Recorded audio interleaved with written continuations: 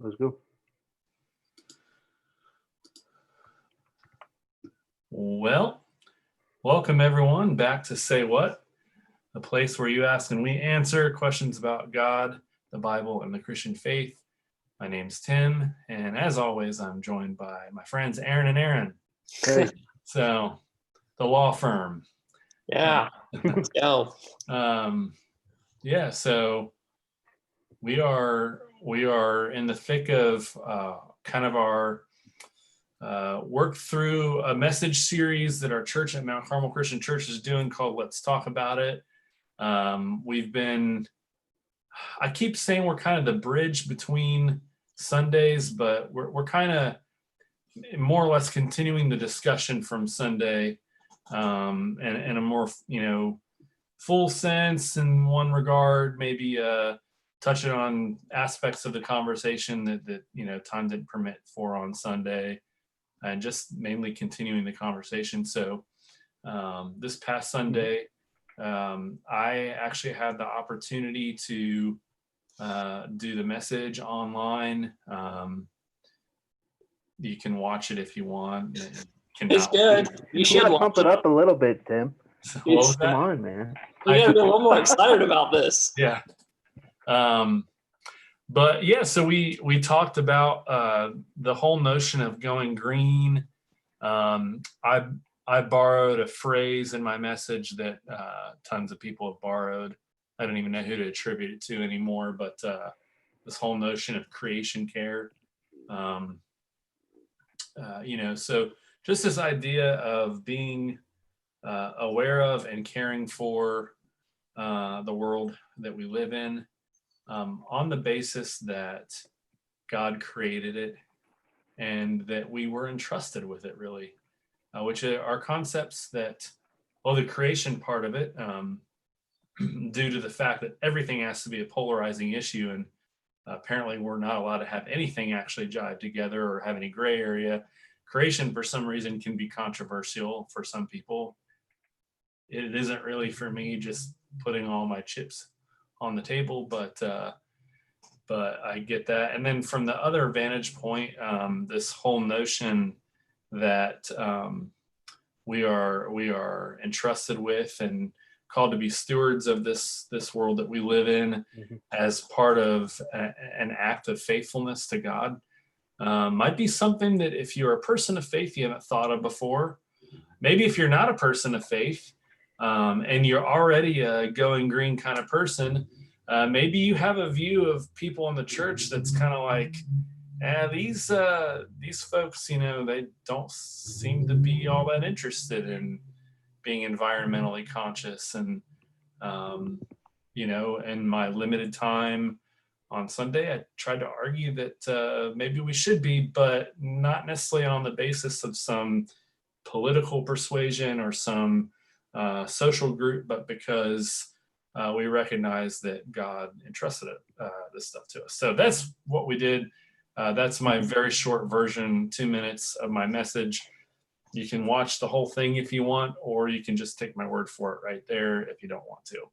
And you can keep listening to this now, because I've got two friends here that have stuff to say about it that's probably better than what I will. So, well, frankly, dude, I was genuinely surprised when I saw this topic come up, because if you line them up next to the things that this series has in store, we're going to talk about justice or social prejudice, or some of the things we've talked about these last few weeks, sex. I had never really, frankly, I had never really considered any theological or biblical implications for, I like that term, creation care. I mean, like at our house, we recycle. We leave extra food out for the animals. We don't just throw it away. We have some cycles of things like that. But when I do those things, my first thought is not like, oh, this is the way that I'm going to take care of God's green earth. It's just like, it's another garbage can you drag out to the street, and that's just something that most of the folks on our street do. Right. But and it's funny because we're doing this series while we're doing the Mount Carmel teaching series. Our hope is always to find Jesus sayings that relate to the things that we've been talked about, because usually Jesus says something of significance to say about, as I said, these high gravity issues. But frankly, in Jesus's time, uh, ecological stewardship, I think you'd say, was not as much of a priority for them, just because they were way pre-industrial and didn't have the same problems, a lot of the same problems that we have now. Yeah, I mean they were agrarian, so that Yeah. you got that aspect too. Although I'm surprised that you didn't think that Jesus's cursing of the fig tree was Oh a very green thing. no, man. He did that one fig tree did gnarl up. Yeah. right, yeah. But now, Well, I think that's a good thought though, because okay, so Jesus, there's not flat out sayings of Jesus that are talking about going green, although that's obviously a very modern term. But we can go to creation care, caring for the earth that we've been given. Um, so Jesus didn't talk about that very much, at least like explicitly, like this is exactly what I'm talking about, like he would sex or prejudice or some other things that we've talked about in this series. The Bible, or God's word, so does that mean that Jesus was this not a big deal to Jesus? You know what I mean? Like, and I would assume that I would think Jesus cared about the Yeah. earth, yeah. but is it not as big of a deal as these other things? Yeah, I think Jesus' care about the earth was a function of his care about fellow man. Yeah. And that's in the scriptures we've been talking about for this week. Most of them, a lot of Jesus's parables are about good stewardship. Mhm. One story we brought up was in Matthew, the parable of the bags of gold, where I don't know. Would you guys like to read that? We could go through it. Why not? Sure, man. You got it brought up there, Thatch? Yeah, man, I got it pulled up here. Go for it. Let's see. Matthew 25, the 10 versions, no. The bags of gold. Here we go. Mhm. So it's Matthew 25:14. Mhm. Jesus says, "Again, it will be like a man going on a journey who called his servants and entrusted his wealth to them. To one he gave 5 bags of gold, to another 2 bags, and to another 1 bag, each according to his ability. Then he went on his journey. The man who had received 5 bags of gold went at once and put his money to work and gained 5 more bags. So also the one with 2 bags of gold gained 2 more. But the man who had received 1 bag went off, dug a hole in the ground, and hid his master's money. After a long time, the master of those servants returned and settled accounts with them. The man who had received 5 bags of gold brought the other 5. Master, he said, you entrusted me with 5 bags of gold. See, I have gained 5 more. His master replied, well done, good and faithful servant. You have been faithful with a few things. I will put you in charge of many things. Come and share your master's happiness. The man with 2 bags of gold also came. Master, he said, you entrusted me with 2 bags of gold. See, I have gained 2 more. His master replied, well done, good and faithful servant. Again, you have been faithful with a few things. I will put you in charge of many things. Come and share your master's happiness. Then the man who had received 1 bag of gold came. Master, he said, I know that you are a hard man, harvesting where you have not sown and gathering where you have not scattered seed. So I was afraid and went out and hid your gold in the ground. See, here's what belongs to you. His master replied, you wicked, lazy servant. So you knew that I harvest where I have not sown and gather where I have not scattered seed. Well, then you should have put my money on deposit with the bankers, so that when I returned home, I would have received it back with interest. So take the bag of gold from him and give it to the one who has 10 bags. For whoever has will be given more, and they will have an abundance. Whoever does not have, even what they have will be taken from them. And throw that worthless servant outside into the darkness, where there will be weeping and gnashing of teeth.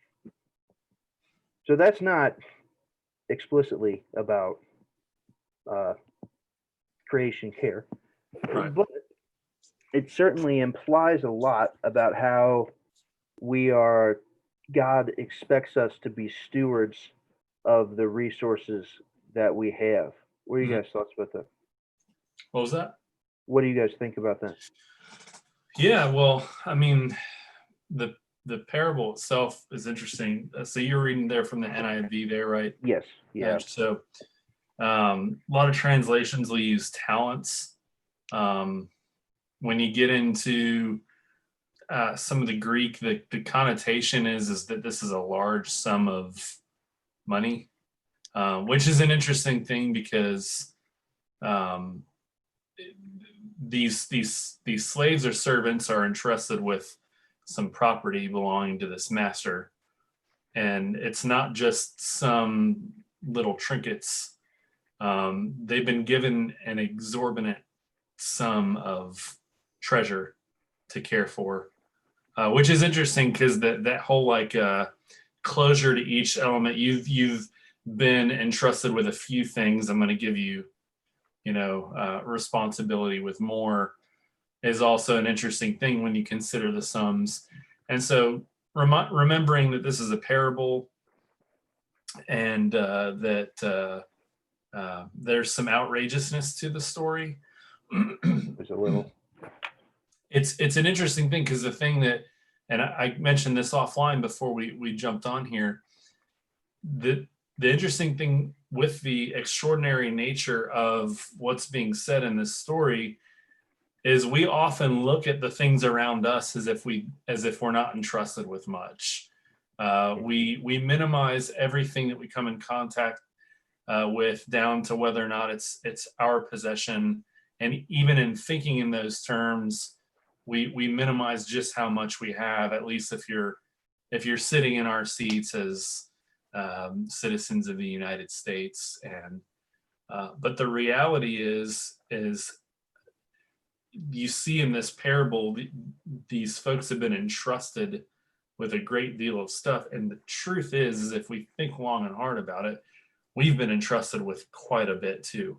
Not only like right now do we have a lot at our disposal to either do good or to live selfishly with, but if you go through our entire lifetimes, the accumulation and the stuff that's passed through our fingertips is quite a lot. And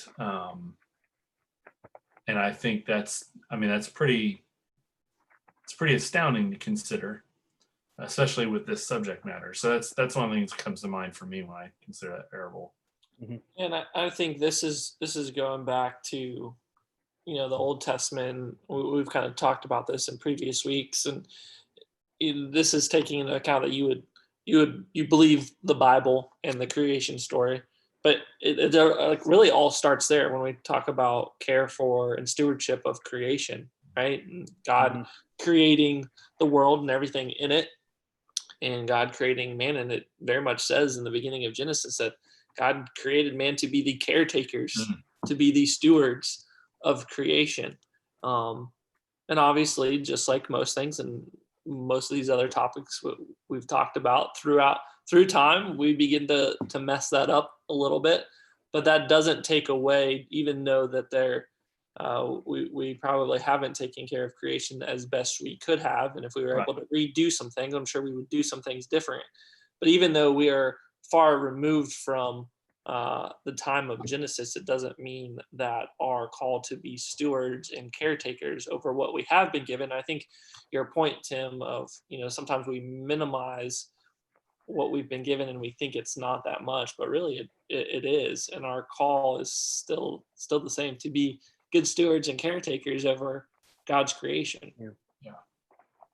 And the more, I like what you said about the sheer amount of things we have to steward, because in America, when we talk about that, especially when churches talk about it, it almost always becomes money.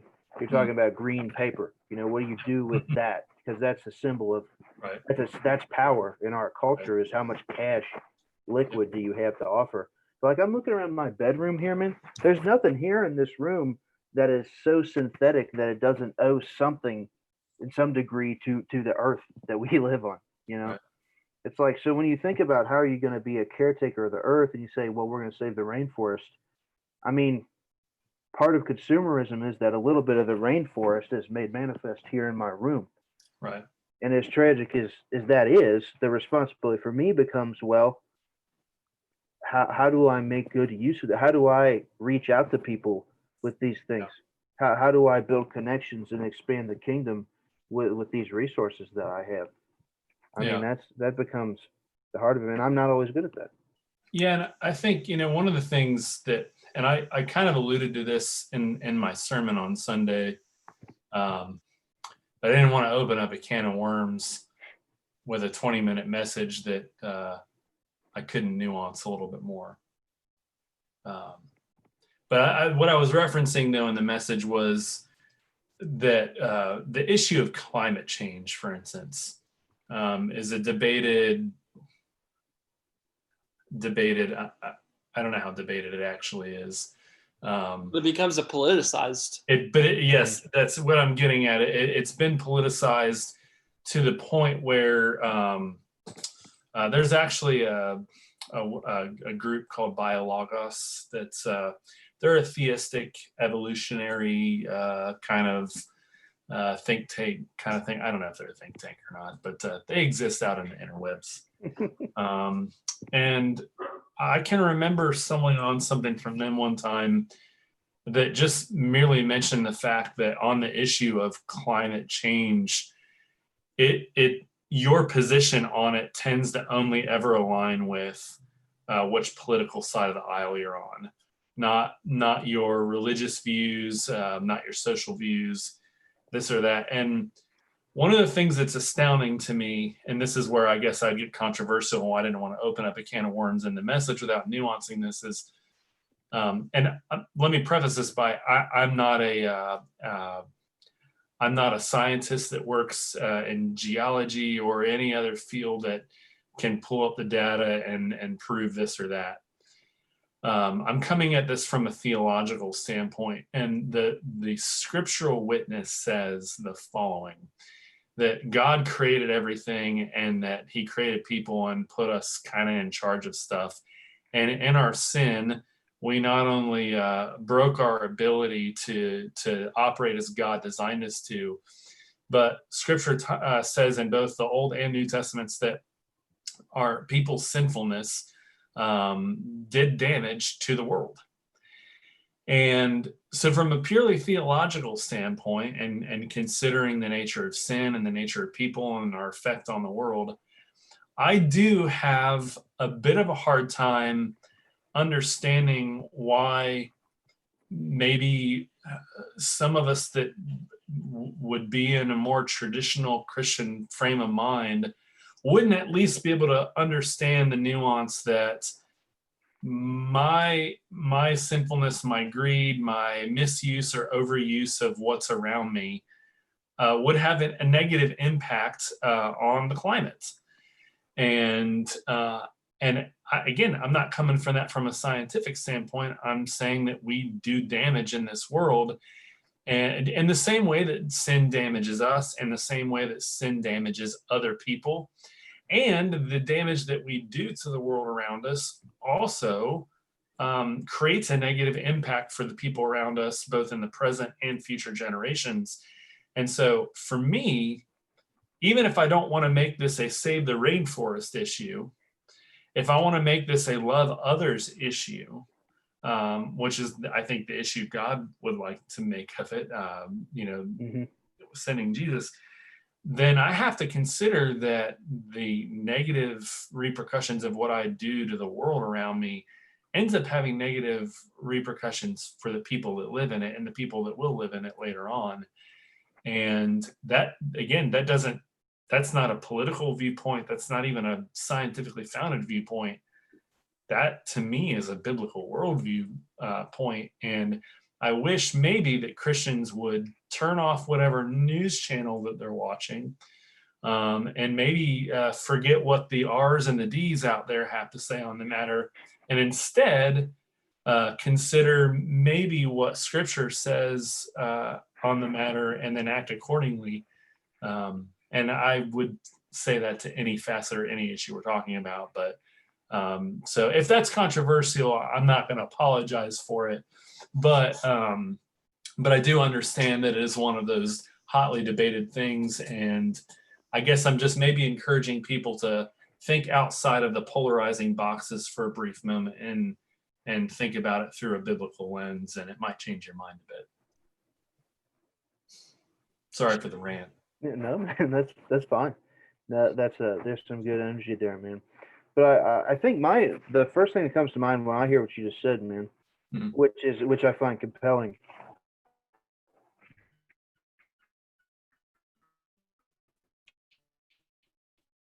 Is that a lot of Uh-oh. like what I think of is that the system. Am I cracking up? Oh, sorry, you guys lose me for a second there. Yeah, we did. Okay. I got you. Cool. You didn't miss too much. Okay. But basically, what I was saying is when I think of damage to the earth, what I think of is like big picture system damage. Yeah.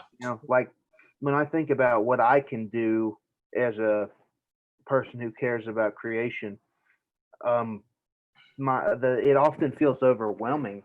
Yeah. And I'd be interested to hear what you think, Tim, about what the course of action is for the Christian who comes to realize that that's an important thing. Yeah. Well, so this is where I underwhelm a little bit, but I don't believe any one person can fix something that ultimately it's going to take the power of God to fix. And I also do believe that in the grand scheme of things, to borrow an Avengers term, in the end game, Wow. sorry, TM. I do believe that I believe God will make things right in that regard. But and I referenced in my message on Sunday, I referenced the Lord's Prayer, and I did that for the reason that Jesus teaches his followers to pray, "Thy will be done on earth as it is in heaven." This idea that whatever that we should desire, whatever God desires in the grand scheme, to take place in the here and now, and maybe, dare I say, within our little small little enclave of the world that we live in. Can I single-handedly turn upside down every injustice, every blight on the world, every whatever, what have you, all by myself? No. But imagine if every person that followed Jesus took to heart this idea that in Jesus dying on the cross and being raised on the third day, and the indwelling of the Holy Spirit, that we're made new, that we're the New Testament uses the term new creations. If we truly are that, and our desire and our walking in step with God in our lives, imagine if every follower of Jesus, every person that claimed that, made the changes in their own sphere of influence, it would immediately have a pretty big impact. And I think the cool thing is that the New Testament teaches that larger impact, God's going to have his day in the end of things. The question is, do we want to see some of that in the here and now, even if it might not change the whole world over, because we're singular individuals that don't have that can't change everything all at once. But I think it comes back to that parable that you talked about there at the beginning, Thatch, that we read. Notice in the parable, and granted, I'm talking about a parable. It's a story it's fictionalized story Jesus tells, but the master doesn't say, "You've done good with a small amount, and it's changed everything." It basically says you were faithful with a small amount, so I'm going to give you a little bit more to be faithful with. And I think on some level, if we as believers had the concern enough to be faithful with what we have, and every believer did that, it would change a lot. And a lot of times we wait for some big thing to happen that we can join in on. We don't realize that all of us as individuals playing the part end up being the big thing.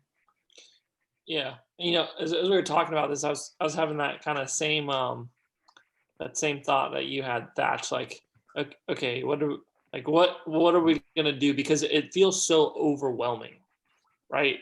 Because we live in a very industrialized culture, a very industrialized nation, right? There's big factories. There's ways that we know probably aren't the most healthy, but they're maybe efficient. And so you're like, okay, what can I do about this? There's a lot of stuff that we really can't reverse, or it appears like myself, or even the three of us, because we're on this call together, can't just like reverse and change. Some things are just never going to change because that's just the way they are. So you're like, okay, what can I do about this? But what popped into my head was a video. I shared this video with you, Tim. It was on a totally different subject. It was on the topic of race. And we'll talk about race next week, specifically prejudice. But this idea of, okay, what can you do as an individual? And he ended this video with a statement and an awkward pause. And it was simply the word care. And I think that applies to a lot of things in life. This topic included, when we're talking about caring for creation. And so you say, what can I do? And it's care about it, and I think sometimes, it's easy to live our lives and we're all heading in our own directions and we don't think about things.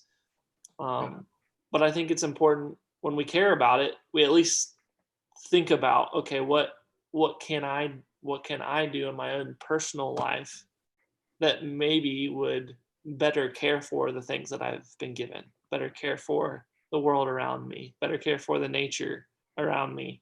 And I think it's more of a consideration than this big strategic plan that we have to enact. And I think you're right, though, that if particularly Christians, because that's what we're talking about scripturally here, people that follow the ways of Jesus, if we care about this, then more change is enacted than what we probably would ever see.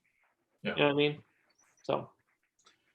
Yeah, and I think another thing too, I think, Aaron, you're right. Like you're talking about the industrialization and just there's so much big stuff out there that's difficult to change. I do think on some level that you also there's going to have to be a frame of mind change. Part of the whole idea of living in excess is predicated on the fact that most business models are built to make new and sell more. Anybody got one of these little things or whatever? Oh. Yep. Okay, so I'm gonna confess, I didn't need this. I wanted the newer nice phone, and granted, I'm very glad I can take really, really snazzy pictures of my 1-year-old. Mm-hmm. And it's nice, and this didn't exist when I was a kid. But I had an older model of it before then that worked just fine. It might not have had all like the cool tech specs that this one does, but it worked. And it wasn't on the verge of going out on me. So I might have been able to get more life on it, but like the whole business model of the company that makes these, or the companies that make these, wants us as a consumer to buy the new one when it comes out, and they make new ones, and then they continue to make money and things like that. Now, I'm not suggesting that we necessarily immediately all change our spending habits and run all these different tech places that are all this stuff out of business. But maybe it starts, and I know this isn't necessarily environmental, but like maybe it starts with a change in mindset.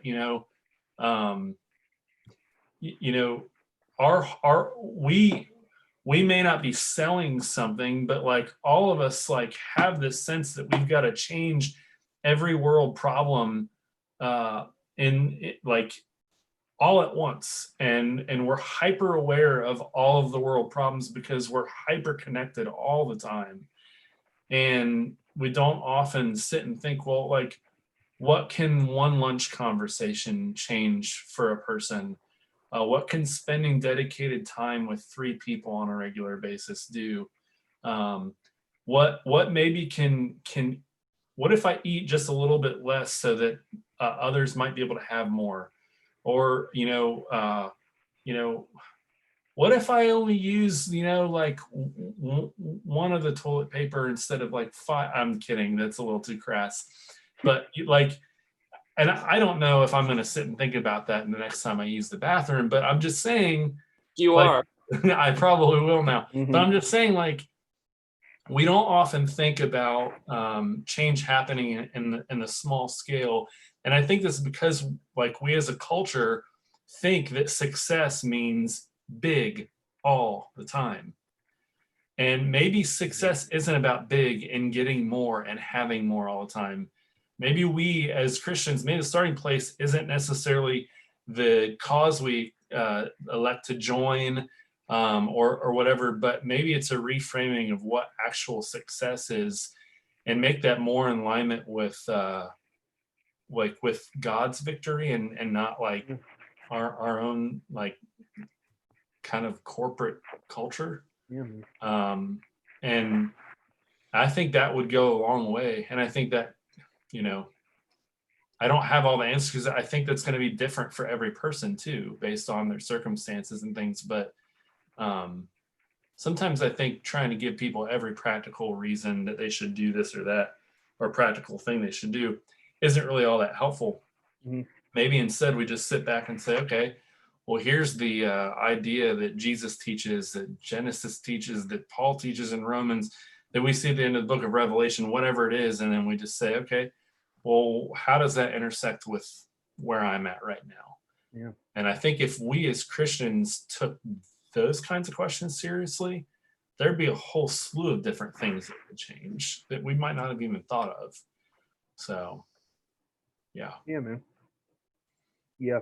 No, living a life on mission, to use the term, would be definitely part of that, man. And as I reflect on this too, while we always are recommending that people's lives have missions, but we Mhm. rarely talk about with material culture the mission that we have in mind to execute with an object. Yes. Like I was reflecting on just things in my room. I'm thinking about, how do I serve with this? Like you all know about this. My favorite shirt is covered in bananas. Ah, I have a shirt a lot like this, a little short sleeve yep. button-up shirt that's covered in bananas. My plan is to wear that thing until it rips to shreds because I love it to death. Yeah. But as I think about that object, up to this moment, I've never had any plan for that other than I'm going to wear it till it breaks and I'm going to buy a new one. Right. But the truth of the matter is that even a simple thing like that has a great deal of potential for the kingdom that an average person can unlock. Because Mhm. there's all these questions about this thing, like what image am I going to give off? What attitude am I going to take? How can I relate to people with this thing? And even though it's a dopey shirt, the truth of the matter is that we all have so many things that the incremental increase of stacking all those things, all those objects Mhm. on mission all together at once, Yeah. there's a lot of power in that. I mean, it's kind of heady to be like, yeah, I'm going to build the kingdom with this shirt. And that's not saying that you ought to go out to Kohl's or J.C. Penney or whatever and be like, all right, I'm going to buy $500 worth of missional clothes this evening. That's not necessarily what I'm suggesting you do. But um, I'm thinking that I might try even this week to look at it through those eyes and see if I don't think about it differently by the end of a few days. Yeah. It's good. A good challenge. I actually think that's a good challenge to leave off on, because I think that's a pretty, I can't wait to see you wear that shirt again now, Thatch. No, man. I'll Yeah. never look at that shirt the same. It's a great accountability tool, dude, because now that I've told you all that, every time I see it, it's going to be like, dude, what is that shirt doing for the kingdom of God? And I'll I'm tell going to you have what to it's give going you to a do serious answer. for me and Aaron. It's going to make us smile. Amen, brother. It's going to brighten our day. Good. Well, I think that runs us right up against the clock. Oh, sure. For this week. Next week, the next 2 weeks, really, we're going to get into the subject of prejudice and justice. They're really kind of a two-part deal, and I'm fairly certain that Dee Dee kind of alluded to that to me and Aaron earlier this week, and I think we'll probably treat it the same way for our next two episodes of Say What. Give us plenty of space to talk about it, and might even have some special guests Really? to join us. So Cool. we'll see how that rolls out. So, but until next time, thank you for tuning in to Say What, and we'll see you again next week. Hey, You guys. Have a good one.